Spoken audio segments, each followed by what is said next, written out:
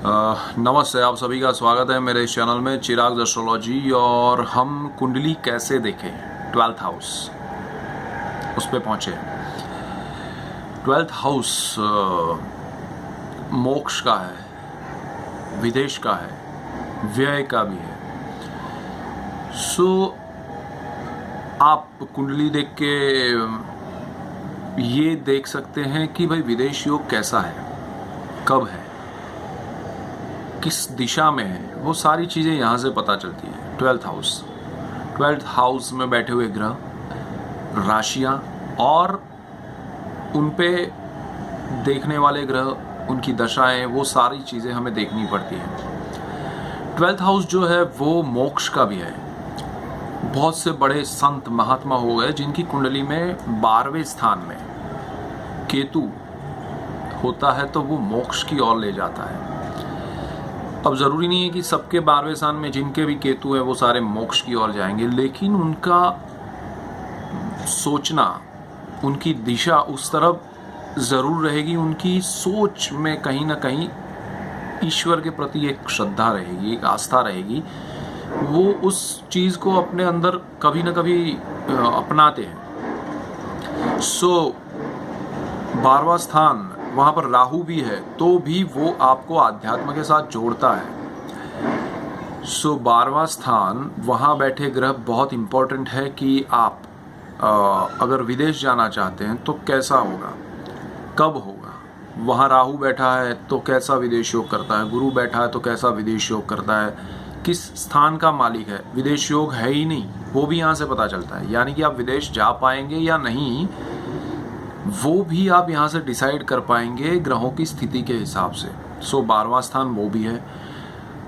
अब व्यय स्थान भी है, यानी कि आपको जो भी खर्च होगा, आपको जो भी पैसा लाइफ में आने वाला है, कर्म स्थान से आपने कमाया, डिसाइड किया, लक्ष्मी स्थान से कमाया, धन स्थान में संचय किया, लेकिन व्यय स्थान ऐसा है, दूषित है, तो आपका सारा धन चला जाएगा उस तरफ खर्च में। अब वो खर्च किस दिशा में होगा, दिशा यानी कि किस वजह से, किसी बच्चों की स्टडी में, या खुद के लिए, खुद की लग्जूरियस लाइफ के लिए, प्रॉपर्टी के लिए, मेडिकल प्रॉब्लम्स में, पेरेंट्स के लिए, बच्चों के लिए, भाई के लिए, बहन के लिए, किसके लिए।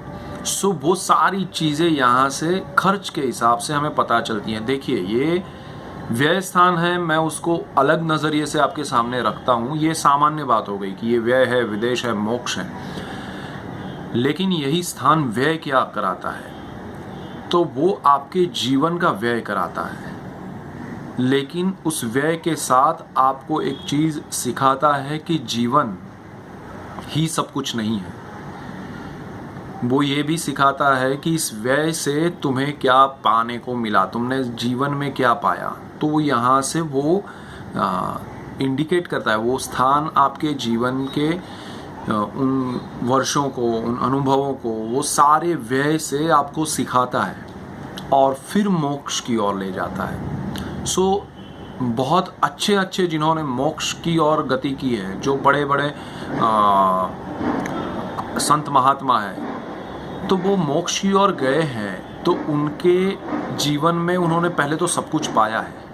वो पाने के बाद उन्होंने सब कुछ खोया है। खोया यानी कुछ लोगों ने खोने के बाद अपनाया है कि हाँ, जीवन में पैसा ही सब कुछ नहीं है, रिश्ते ही सब कुछ नहीं है, ईश्वर ही सब कुछ है। कुछ लोगों ने सब कुछ होने के बाद उसको छोड़ा है कि इसमें कुछ है ही नहीं, जिसके पीछे मैं जीवन भर भागता रहा, पैसे के पीछे, प्रॉपर्टी के पीछे, रिश्तों के पीछे, प्रेम के पीछे, इसके पीछे, उसके पीछे, कुछ नहीं है। ये सत्य है ही नहीं।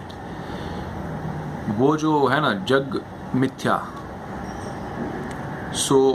वो उनको पता चल जाता है। अगर उनके ग्रह स्ट्रांग है तो वो उसको अपने हाथ से छोड़ देते हैं कि मुझे नहीं। जैसे दीक्षा लेते हैं कुछ लोग, जैसे जैन लोगों में यंगस्टर्स दीक्षा ले लेते हैं, उनको वो ज्ञान की प्राप्ति हो जाती है, जल्दी समझ में आ जाता है कि जीवन ये नहीं है, गति इस तरफ होगी, तो इस चक्कर से छूट जाएंगे बार बार के। वो सारा ज्ञान यहाँ से प्राप्त होता है। और वो यहाँ पर बैठा हुआ जब केतु बैठता है तो वो इनर ज्ञान देता है, वो आपको अंदर से आवाज़ आती है, अंदर से आपको कनेक्ट करता है ईश्वर के साथ। सो वो बहुत इम्पोर्टेंट है। विदेश, कुछ लोग ऐसे भी हैं, कुछ महात्मा ऐसे भी हैं जो विदेश से आए हैं, हिंदुस्तान में मतलब दूसरे देश में अपनी जगह बनाई है, वहाँ ही स्थिर हुए, वहीं पर ही उन्होंने मोक्ष को पाया है। कुछ यहाँ से बाहर जाके भी ऐसे बने हैं। सो विदेश, मोक्ष, व्यय, ये सिर्फ इतना सीमित नहीं है कि मैं विदेश जा पाऊँगा या नहीं, मैं खर्च कितना होगा, अरे 12वां स्थान है, लेकिन 12वां स्थान बहुत इम्पोर्टेंट है। आपको कितने भी पैसे हो, लेकिन आप पूजा पाठ नहीं करते हैं, ईश्वर से नहीं जुड़े हुए हैं, तो आप अधूरे रहते हैं। आपको किसी भी चीज़ का, किसी भी बात का सेटिस्फेक्शन नहीं मिलता है। आप मन से उलझे रहते हैं, तन से उलझे रहते हैं, आपको समझ में नहीं आता है लाइफ चल क्या रही है। लेकिन जहाँ आपका ये कनेक्शन होता है तो आप मन से शांत भी होते हैं। आपको मन की एक दिशा पता होती है कि हाँ, अंदर से मैं शांत हूँ, जो हो रहा है होने दीजिए। सो 12वां स्थान बहुत इम्पोर्टेंट है, आपको जीवन की सही दिशा की ओर ले जाता है। यहाँ पर जो ग्रह बैठते हैं वो बिल्कुल सामने, इसका जो सामने वाला स्थान है छठा स्थान, 12वें से बिल्कुल सामने, यानी कि 12वें से 7वां और कुंडली का छठा स्थान। जो छठा स्थान है वो रोग का है, शत्रु का है, जॉब का है। सो वहाँ वो दृष्टि करता है। जो आप वहाँ आपके शत्रु कैसे रहेंगे, शत्रु से आपको परेशानी होगी या नहीं होगी, आपके जॉब में कैसा रहेगा, आपका जॉब विदेश में होगा या यहाँ होगा, आप जो रोग हैं आपके वो कैसे होंगे, यहाँ बैठे ग्रह जो हैं वो कौन है, क्या इफेक्ट, यहाँ का मालिक, 12वें स्थान का मालिक वहाँ बैठ के 12वें स्थान को देख रहा है तो 12वां स्थान बहुत स्ट्रांग हो जाता है। 12वें स्थान में केतु बैठा है तो मैंने जैसे कहा कि आपको मोक्ष की ओर ले जाता है, लेकिन छठे में बैठा है तो भी वहाँ दृष्टि कर रहा है। तो 12वें में राहु है, छठे में केतु है। सो केतु की दृष्टि भी बहुत काम आती है। सो 12वां स्थान जीवन में बहुत महत्वपूर्ण है। यहाँ अगर गुरु बैठा है 12वें स्थान में और उसकी 3 दृष्टियाँ हैं, तो वो 12वें से 5वीं दृष्टि जब करता है तो चौथा स्थान, सुख स्थान को वो देखता है।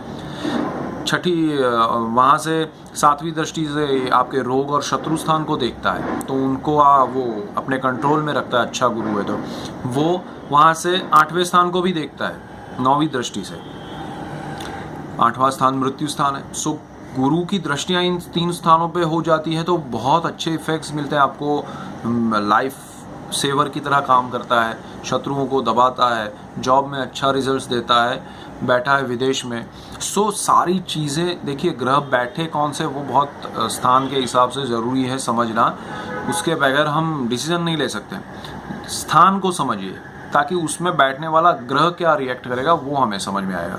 सो 12वां स्थान उस हिसाब से बहुत महत्वपूर्ण है और आपकी कुंडली में पहले स्थान से 12वां स्थान है। सो 12वें स्थान के लिए आपकी कुंडली का पहला स्थान वो धन स्थान हो जाता है।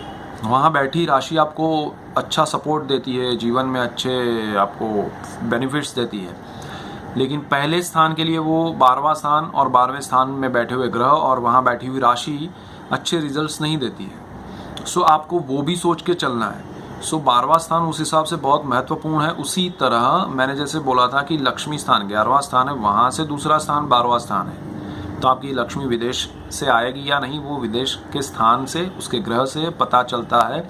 अगर विदेश का मालिक लक्ष्मी में बैठा है तो आपकी लक्ष्मी ज़रूर बाहर से आएगी, चाहे आप हिंदुस्तान में रहो या कहीं और रहो। सो अपनी कंट्री में रहो या कहीं भी रहो। सो ये भी होता है। सो 12वां स्थान बहुत महत्वपूर्ण है। आपका 12वें स्थान का मालिक धन स्थान में बैठा है तो व्यय स्थान का मालिक धन में चला गया, धन स्थान का मालिक व्यय में बैठा है तो भी तो धन व्यय हो सकता है। सो ऐसे बहुत सारी चीज़ें हैं, दृष्टियां हैं, डिग्रीज हैं, दशाएं हैं। 12वें स्थान के मालिक की दशा में आपका व्यय ज़्यादा हो सकता है, खर्च।